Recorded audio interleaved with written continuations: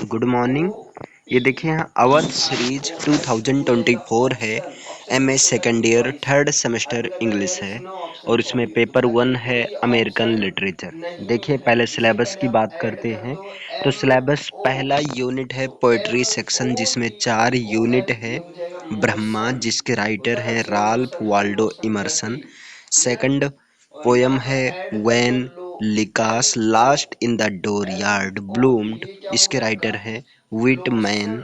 और थर्ड है hope is a thing with feathers, इसकी राइटर है एमिली डिकिंसन जी।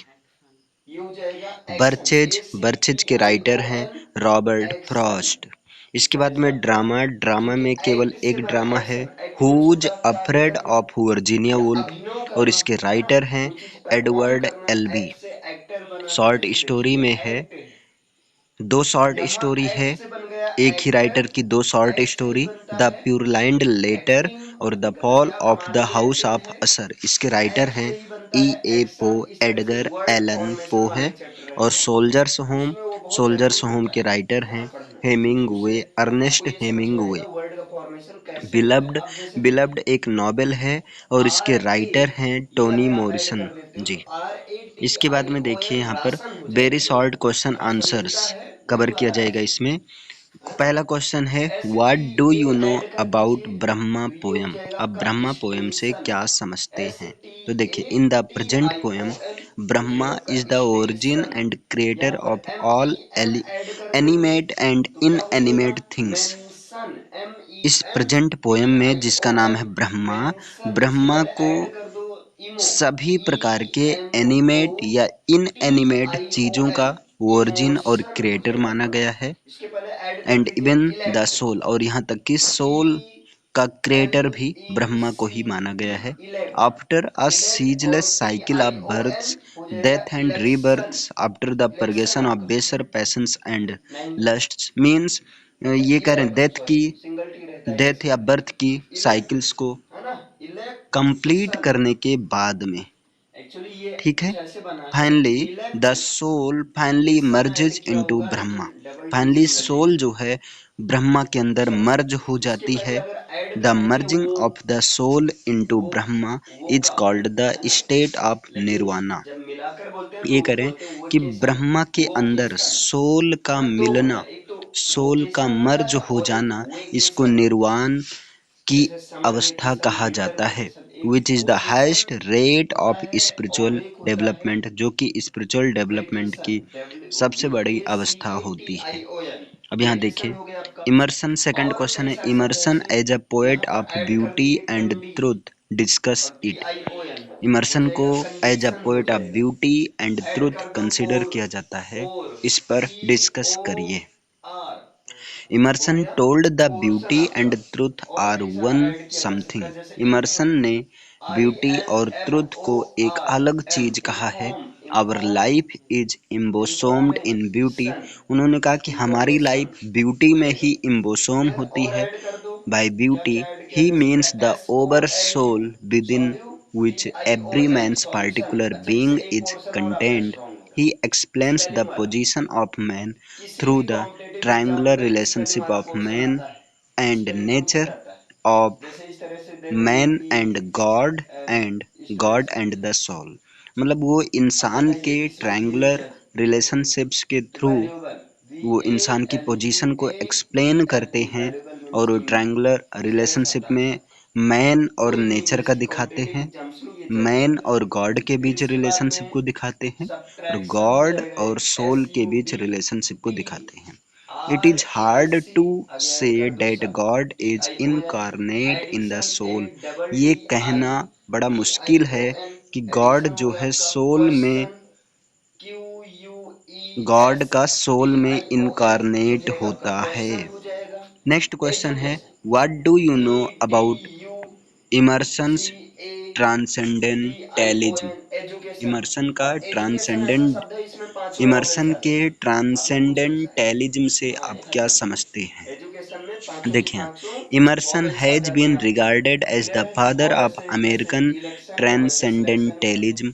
इमर्सन को इमर्सन को फादर ऑफ अमेरिकन ट्रांसेंडेंटलिज्म के रूप में कंसीडर किया जाता है किया गया है।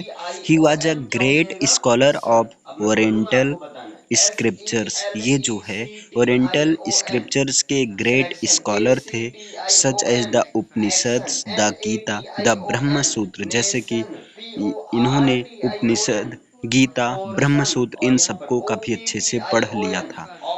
He was also influenced by Plato and German philosophers। ये यानी कि इमर्सन जो हैं प्लेटो और जर्मन फिलोसफर्स से भी इन्फ्लुएंस थे, प्रभावित थे। As a transcendental poet, he deals with the nature of God and man's place in the universe। देखिए, ये कह रहे हैं कि ये एक ट्रांसेंडल पोएट के रूप में इमर्सन नेचर ऑफ गॉड्स के साथ डील करते हैं और यूनिवर्स में मैंस का प्लेस कहाँ पर, इंसान की जगह कहाँ है, इस चीज से भी डील करते हैं। He believed that the universe is the externalization of the oversoul. ये इस बात में बिलीव किए कि यूनिवर्स जो है ओवर सोल का एक एक्सटर्नलाइजेशन है। नेक्स्ट क्वेश्चन है, what do you know about Emily Dickinson. Emily Dickinson के बारे में आप क्या समझते हैं? तो देखिए, Emily Dickinson was a great American poetess of the 19th century. Emily Emily Dickinson जो है 19th सेंचुरी की एक ग्रेट अमेरिकन पोएटेस हैं। She was a poetic genius she was a poetic genius. Emily Dickinson को एक poetic genius माना जाता है। ऑब्जर्वेंट थी, ये एक पोएटिक जीनियस थी, ऑब्जर्वेंट थी, एनालिटिकल और सेंसिटिव टाइप की वुमेन थी। शी वाज सो ऑब्जर्वेंट, ये इतनी ज़्यादा ऑब्जर्वेंट थी, डेट नथिंग स्केप्ड हर, कि कोई भी चीज़ इनसे बच नहीं पाया। And as such almost the entire range of human experience finds expression in her poetry. और इन्होंने अपने पोएट्री में ह्यूमन एक्सपीरियंस के इंटायर रेंज को लगभग कवर किया है। नेक्स्ट क्वेश्चन है, Emily Dickinson saw the stress on the inner life in her work discuss. है ना, एमिली डिकिंसन जो हैं इनर लाइफ में, अपने वर्क में इनर लाइफ पर स्ट्रेस को दिखाती हैं, इस बात पर डिस्कस कीजिए।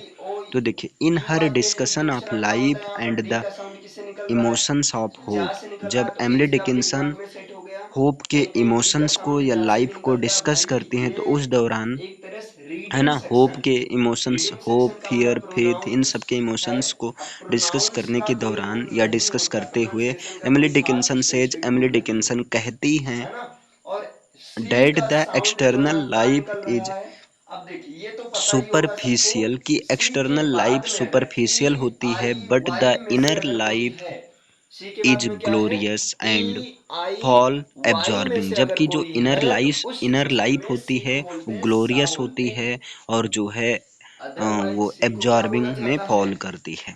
The inner as that the life of thought and emotion is immense. Inner emotions means होता है जैसे लाइफ ऑफ थॉट हुए या इमोशंस हुए, ये सब।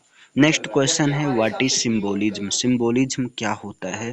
तो देखिए, symbolism may be defined as the use of any part of a play, character, incident, language etcetera to suggest and idea as ideas not conveyed by the surface story. Symbolism को एक जो है किसी प्ले, कैरेक्टर, इंसिडेंट, लैंग्वेज के part के use के रूप में इसको दिखाया जा सकता है, जो कि to suggest the and idea, जो कि एक आइडियाज को सजेस्ट करता है कि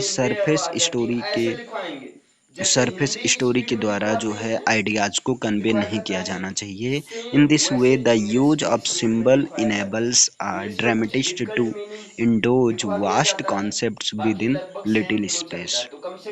नेक्स्ट क्वेश्चन है, what is colour symbolism in O'Neill's Brutus Jones. तो देखिए, the character, the setting, the silver bullet and the beating tom are all symbols through which John's inner anguish, terror, डिजिनिटर disintegration have been externalized. There is color symbolism. Two colors are dominant in the audience hall of Emperor: white and the dazzling scarlet. The whiteness the tomb also symbolizes. देखिए यहाँ next question है, question number 8 है, write a short note on the autobiographical note of Walt Whitman के autobiographical Walt Whitman के autobiographical note पर short note लिखिए। तो देखिए, Whitman's aim in writing his book was to articulate and faithfully express in literary or poetic form and uncompromisingly my own physical, emotion, moral, intellectual and aesthetic personality। यहाँ बिटमैन्स का M जो है, writing में जो M, अपने book की writing में जो एम रहा वो क्या था कि फेथफुली एक्सप्रेस को लिटरेरी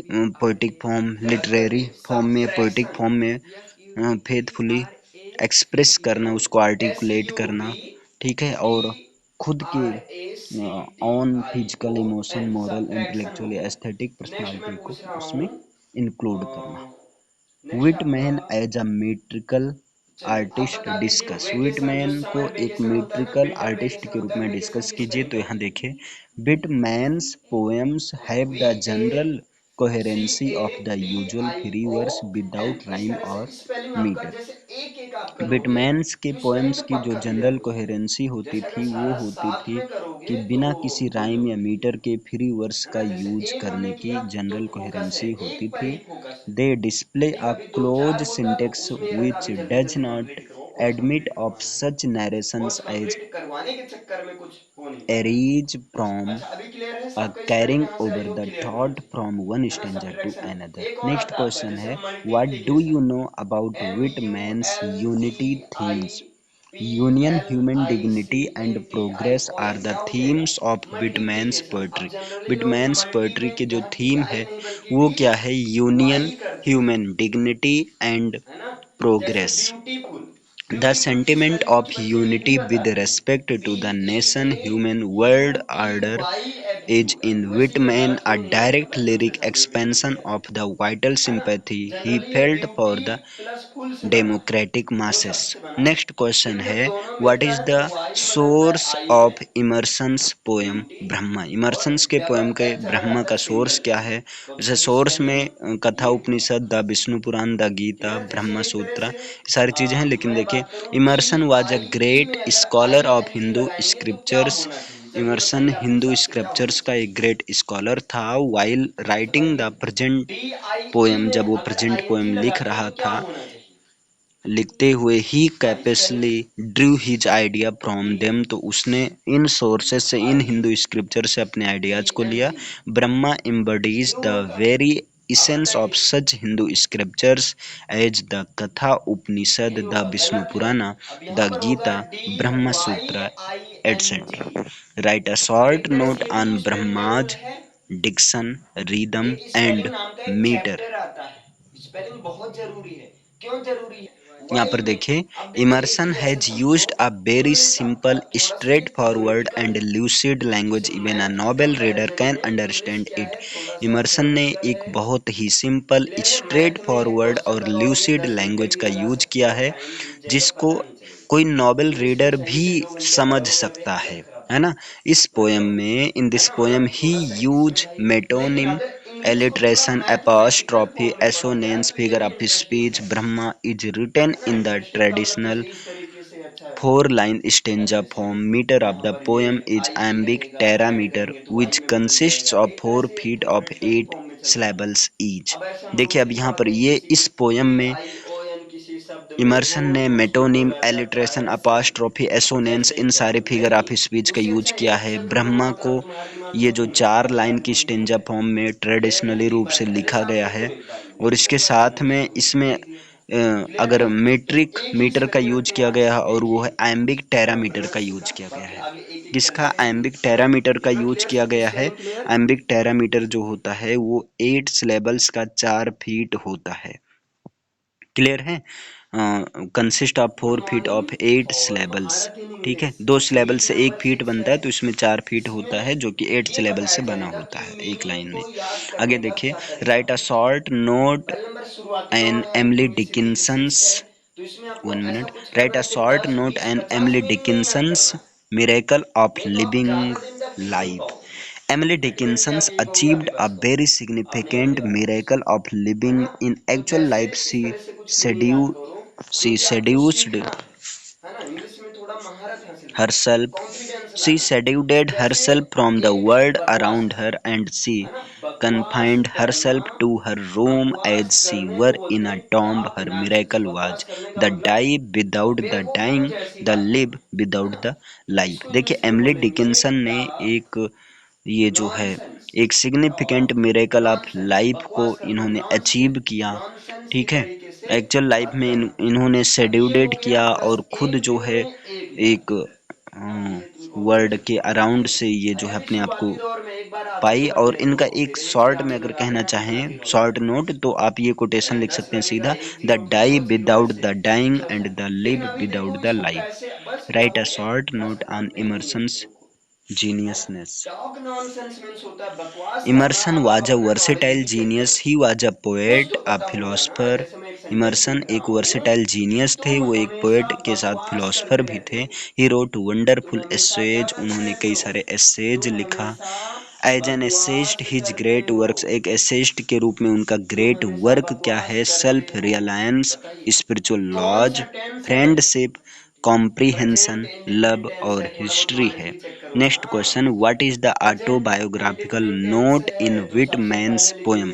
विटमैन्स की पोएम में ऑटोबायोग्राफिकल नोट क्या है? तो देखिए, Whitman is the most autobiographical of poets. Whitman जो हैं पोएट्स में से एक मोस्ट ऑटोबायोग्राफिकल पोएट हैं, as well as the most representative, और ये मोस्ट रिप्रेजेंटेटिव पोएट के रूप में सामने आते हैं।